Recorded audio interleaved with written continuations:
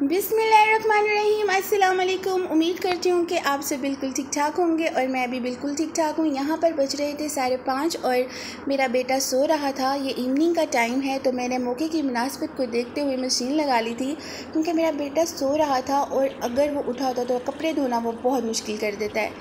तो कपड़े धोना बच्चों के साथ इंतहाई मुश्किल इसलिए हो जाता है क्योंकि वो कपड़े गीले कर लेते हैं और बरसात का मौसम है तो मशीन के आसपास मैं उसे आने नहीं देती और उसे पानी में खेलने का बहुत शौक़ है। तो मैं मशीन में सर्फ़ डाल दूँगी और उसके बाद मैं डालना शुरू कर दूँगी इसमें कपड़े। और सबसे पहले मैं डालूँगी अपने हस्बैंड के कपड़े।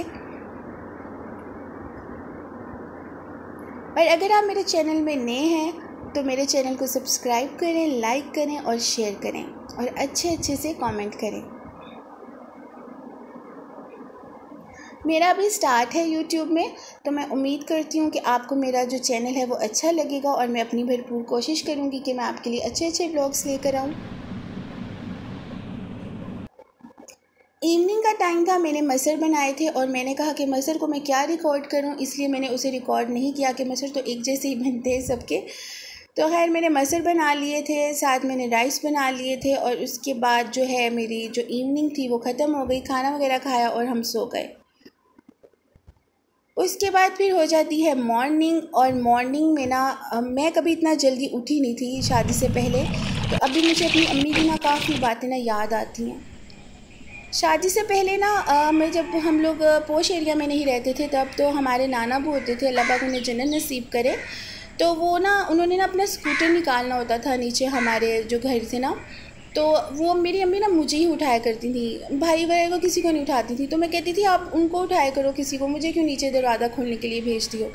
तो मेरी अम्मी मुझे कहा करती थी कि जब तुम्हारी शादी हो जाएगी ना तो तुम्हें जल्दी उठने में तकलीफ़ नहीं हुआ करेगी। तो मैं यही बात अब सोचती हूँ कि वाकई में मेरी अम्मी मुझे बिल्कुल ठीक कहती थी कि शादी के बाद वो सीन नहीं होता जो शादी से पहले होता है। यहाँ पर मैं बर्ड्स के साउंड सुन रही थी और मुझे बहुत सुकून मिल रहा था, क्योंकि ये चीज़ें हम लोगों ने पहले कभी देखी नहीं थी। अब शादी के बाद हर वक्त देखा है मैंने, 6 बजे भी मैं उठी हूँ, 7 बजे भी, 8 बजे भी, बच्चे के साथ भी।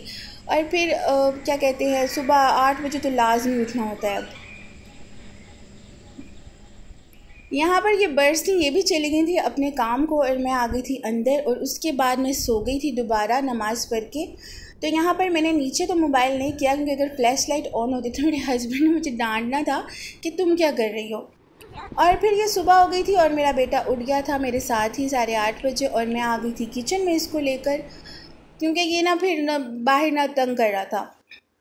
इसके बाबा गए हुए थे पानी लेने के लिए, तो फिर पानी लेकर वो आए थे तो मैंने चाय रख दी थी, साथ लेफ़्ट ओवर जो दूध था उसको मैंने फीडर में उसको फिल कर दिया। और यहाँ मेरे हस्बैंड जो थे पानी लेकर आ चुके थे, दूध लेकर आ चुके थे, तो फिर मैं शुरू हो गई थी नाश्ता बनाना। तो मैं उन मदर्स को भी यही मैसेज दूंगी कि आप भी अपनी बेटियों को जल्दी उठने की आदत डालें, ताकि ससुराल में जाके उन्हें इस चीज़ की तकलीफ़ ना हो कि कोई उन्हें जल्दी उठा देता है, क्योंकि शादी के बाद तो फिर बहुत से फेसेस देखने पड़ते हैं। और अम्मी के घर की तो क्या ही बात है, उन अम्मी के घर की मीठी मीठी प्यारी प्यारी बातें जो कि कभी ख़त्म नहीं होने वाली। यहाँ पर मैं नाश्ता बना रही थी अपने हस्बैंड का। वो सुबह के टाइम तो 2 पराठे खाकर जाती हैं, लेकिन दोपहर में वो नहीं खाते।